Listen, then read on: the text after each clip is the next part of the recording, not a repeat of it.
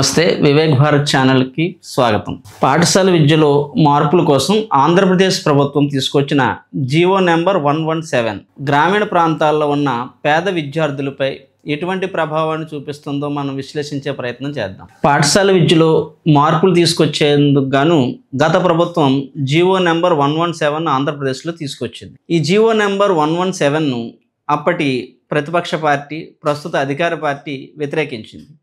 అయితే ఈ GO number 117లో కొద్దిపాటి మార్పులతో మళ్ళీ ఈ విద్యా సంవత్సరం నుంచి అమలు చేయడానికి ఈ కూటమి ప్రభుత్వం సిద్ధమైంది. ఈ జీవో నెంబర్ 117 గ్రామీణ ప్రాంతాల్లో ఉన్న పేద విద్యార్థులపై ఎటువంటి ప్రభావాన్ని చూపిస్తుందో విశ్లేషణ చేసే ప్రయత్నం చేద్దాం.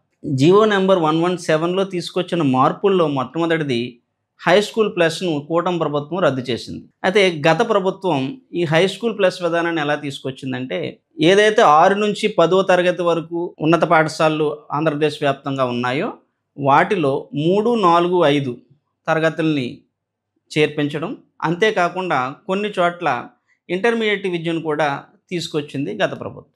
దానిని ఈ ప్రభుత్వం రద్దు చేసింది. అయితే రద్దు చేయడం ద్వారా 3, 4, 5 తరగతులు మళ్ళీ ప్రాథమిక పాఠశాలలకు పంపించడం, అలాగే ఈ ఇంటర్మీడియట్ ఏదైతే ఉందో వాళ్ళని ఎప్పటిలాగే ఇంటర్మీడియట్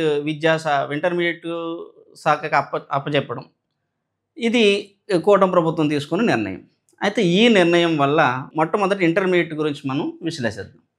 ఎప్పుడైతే హై స్కూల్ ప్లస్ ద్వారా ఇంటర్మీడియట్ విద్య అనేది గ్రామీణ ప్రాంతాల్లో ఉన్న ఉన్నత పాఠశాలకు అందుబాటులో వచ్చిందో, అక్కడ పేద విద్యార్థులు చుట్టుపక్కల ఉన్న పట్టణాలకు వెళ్ళి చదువుకోవాల్సిన అవసరం లేకుండా వాళ్ళ గ్రామాల్లోనే ఇంటర్మీడియట్ విద్య వచ్చింది. అయితే అక్కడ జరిగిన పొరపాటు ఏంటంటే, కేవలం ఉన్నత పాఠశాలల్లో ఇంటర్మీడియట్ని పెట్టేశామని చెప్పారు. అక్కడ ఇన్ఫ్రాస్ట్రక్చర్ని డెవలప్ చేయలేదు, అదేవిధంగా ఫ్యాకల్టీని కూడా ఇవ్వలేదు. ఇవ్వకపోవడం వల్ల చాలా చోట్ల ఇది ఫెయిల్ అయ్యింది. దాన్ని సాకుగా చూపించో, లేదంటే అది సక్సెస్ కాలేదనో ఈ విధంగా దీన్ని రద్దు చేయడం జరిగింది. రద్దు చేయడం వల్ల ఈ పేద విద్యార్థుల కంటే ఇది కార్పొరేట్ వాళ్ళకి ఎక్కువ ప్రయోజనం చేకూరే అవకాశం ఉంది. ఎందుకంటే హై స్కూల్ ప్లస్లో ఎక్కడైతే ఇంటర్మీడియట్ విద్యార్థులు ఉన్నారో వాళ్ళు జాయిన్ కావడానికి ప్రభుత్వ కళాశాలలు ఎక్కడ కనిపించట్లేదు. చాలా సంవత్సరాలుగా గత ప్రభుత్వాలన్నీ కూడా దీన్ని పూర్తిగా నిర్లక్ష్యం చేసినాయి. రాష్ట్ర వ్యాప్తంగా కేవలం ఒక 1300 వరకు మాత్రమే ఈ ప్రభుత్వ కళాశాలలు ఉన్నట్టుగా, అదే అక్కడ కూడా ఏదో అరకొర సౌకర్యాలు, ఏదో కొద్దిమంది మాత్రం ఫ్యాకల్టీతో నడుస్తూ ఉన్నాయి. అందుచేత ప్రభుత్వ కళాశాలను ఎన్నుకునే అవకాశం ఎలాగో పేద విద్యార్థులకి లేదు. ఇక ఎక్కడికి వెళ్లాల్సి ఉంది? పేద విద్యార్థులంతా పట్టణాల్లో ఉన్న కార్పొరేట్ కళాశాలలో మాత్రమే జాయిన్ కావాలి ఇంటర్మీడియట్ విద్యకి. ఆ విధంగా ఇండైరెక్ట్గా కార్పొరేట్కి హెల్ప్ చేస్తున్నారు. కార్పొరేట్ వైపు పిల్లల్ని పంపించడానికి ఇది ఒక ప్రయత్నంగా చాలా చోట్ల మనకు విమర్శలు వినిపిస్తూ ఉన్నాయి. ఈ విమర్శలు ఎక్కువగా వినిపించడానికి కారణం ఏంటంటే, మన ముఖ్యమంత్రి చంద్రబాబు గారు కూడా ఈ నారాయణ చైతన్య లాంటి కళాశాలను ఆయన సమర్థిస్తారనే విమర్శలు ఎప్పటి నుంచో ఉన్నాయి. అయితే ఈ ప్రభుత్వం నిజంగా పేద విద్యార్థులకి సహాయం చేయాలి అని అనుకుంటే, ఈ హై స్కూల్ ప్లస్లో ఉన్న ఇంటర్మీడియట్ని ప్రభుత్వ కళాశాలలుగా మార్చడము, లేదా అక్కడే ఇన్ఫ్రాస్ట్రక్చర్ను డెవలప్ చేసి ఫ్యాకల్టీని ఇవ్వడం ద్వారా ప్రభుత్వమే ఇంటర్మీడియట్ విద్యను పేదలకు అందించే అవకాశం ఉండేది. అటువంటిది ఏమీ లేకుండా కేవలం రద్దు చేసి కార్పొరేట్కి మంచి చేసే విధంగా ఇది కనిపిస్తూ ఉంది. ఇక ప్రాథమిక పాఠశాల విషయానికి వస్తే, ఈ జీవో నెంబర్ 117 ద్వారా ఈ ప్రభుత్వం 4 రకాల ప్రాథమిక పాఠశాలను నిర్వహించాలని అనుకుంటుంది. శాటిలైట్ ఫౌండేషన్ స్కూల్, తర్వాత మోడల్ ప్రైమరీ స్కూల్, అలాగే బేసిక్ ప్రైమరీ స్కూల్, ఇలా 4 రకాలుగా నిర్వహించాలని చెప్పి భావిస్తుంది. ఈ 4 రకాలు నిర్వహించడంలోనే చాలా పెద్ద గందరగోళం ఉంది ఇక్కడ అని చెప్పి విమర్శలు మనకు వినిపిస్తున్నాయి. ఈ విధంగా గందరగోళాన్ని సృష్టించడం ద్వారా ఈ ప్రభుత్వ ప్రాథమిక పాఠశాల నుంచి పిల్లల్ని ప్రైవేట్ వైపు తీసుకువెళ్ళిపోయే అవకాశాలు కూడా మనకి ఇక్కడ కనిపిస్తూ ఉన్నాయి. దీనికి ఉదాహరణగా మనం ఒక గ్రామాన్ని తీసుకుందాం. డాక్టర్ బిఆర్ అంబేద్కర్ కోనసీమ జిల్లా ఐనివేలి మండలం నేదునూరు గ్రామంలో 8 ప్రాథమిక పాఠశాలలు ఉన్నాయి. 8 ప్రాథమిక పాఠశాలల్లో సుమారుగా 250 మంది వరకు విద్యార్థులు చదువుతూ ఉన్నారు. ప్రతి పాఠశాలకు 2 ఉపాధ్యాయులు చొప్పున ఒక 16 మంది వరకు ఉపాధ్యాయులు ఉన్నారు. ఇప్పుడు ఈ క్లస్టర్‌లో ఉన్న అధికారుల మీద ఏం ఒత్తిడి ఉందంటే ప్రభుత్వం నుంచి, ఈ పంచాయతీకి ఒక మోడల్ స్కూల్ మనం ఏర్పాటు చేయాలి అని చెప్పి వీళ్ళ మీద ఒత్తిడి ఉంది. అందుచేత ఈ క్లస్టర్‌లో ఉన్న అధికారులు ఏం చేశారంటే, ఒక పాఠశాలను మోడల్ ప్రైమరీ స్కూల్‌గా చేద్దామని చెప్పి ఎన్నుకున్నారు. వారు ఎన్నుకున్న పాఠశాలలో కేవలం 2 తరగతి గదులు మాత్రమే ఉన్నాయి. అవి కూడా శిథిలావస్థలో ఉన్నాయి. ఇప్పుడు ఈ పాఠశాల మోడల్ స్కూల్‌గా కావాలి అంటే 60 మంది విద్యార్థులు ఉండాలి. 60 మంది విద్యార్థులు ఉండాలి కాబట్టి మిగిలిన ఈ 7 పాఠశాలల నుంచి 3, 4, 5 తరగతులను తీసుకొచ్చి అక్కడ వాళ్ళని జాయిన్ చేయాలి. ఇది అధికారులకు ఉన్న టార్గెట్. ఈ 3, 4, 5 తరగతులను తీసుకొచ్చిన తర్వాత మిగిలిన 7 పాఠశాలల్లో 1, 2 తరగతి విద్యార్థులు మాత్రం ఉంటారు.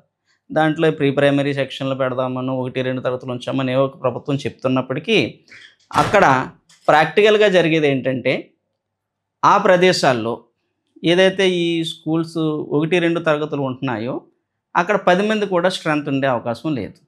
10 మంది కంటే తక్కువ ఉన్న పాఠశాలల గురించి దాంట్లో స్పష్టత లేదు. వాటిని ఏం చేస్తారనే చెప్పి.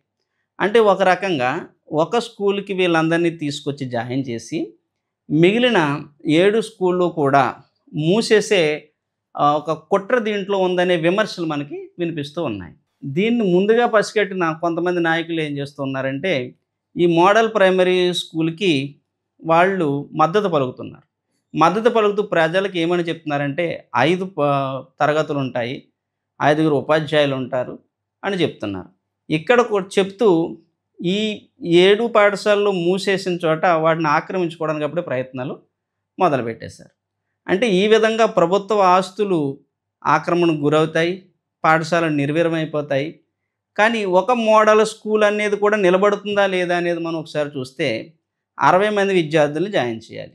ఇక్కడి నుంచి ఏదైతే మిగతా పాఠశాలలు ఉన్నాయో అక్కడి నుంచి విద్యార్థులు పంపించడానికి వాళ్ళ తల్లిదండ్రులు ఎక్కడెక్కడ వాళ్ళు ఒప్పుకోవట్లేదు. అంతేకాకుండా పిల్లలు జాయిన్ అయిన తర్వాత ఇక్కడున్న 2 తరగతి గదులు అక్కడ పరిస్థితులు లేనప్పుడు మళ్ళీ డ్రాప్ అవుట్ అయ్యే అవకాశం ఉంది. కాన్వెంట్‌లకు మళ్ళీ వెళ్ళిపోయే అవకాశం కూడా ఉంది.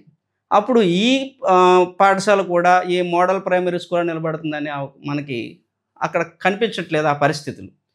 ఈ విధంగా నెమ్మదిగా ప్రాథమిక పాఠశాల వ్యవస్థని మొత్తం నాశనం చేసి ప్రైవేటు వైపు తీసుకెళ్లడంలో ఇది ఒక పన్నాగంగా ఉంది అని చెప్పి చాలా విమర్శలు మనకు వినిపిస్తూ ఉన్నాయి.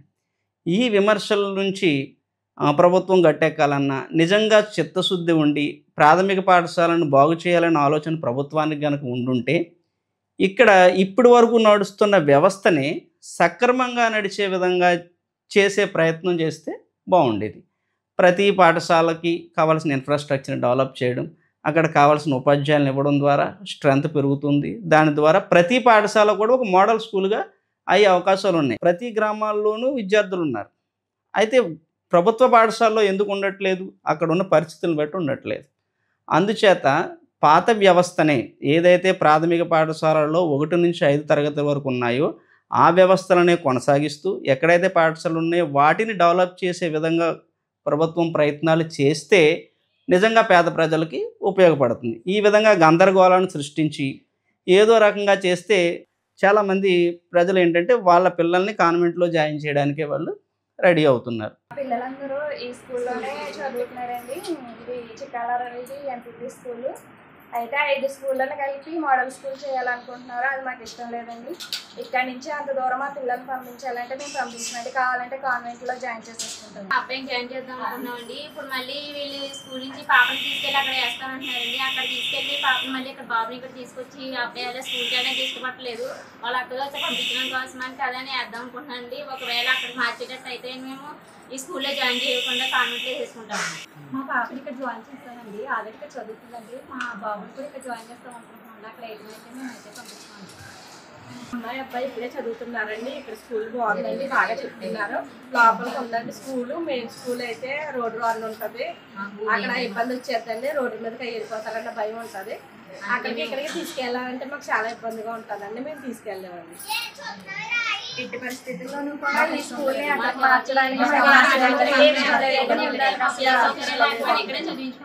మనం ఈ ఉదాహరణగా తీసుకున్న ఈ గ్రామాన్నే తీసుకుంటే ఈ మోడల్ ప్రైమరీ స్కూల్ ఏర్పాటు చేయడం వల్ల గ్రామానికి జరిగే నష్టం ఏంటంటే 7 పాఠశాలలను గ్రామం కోల్పోతుంది.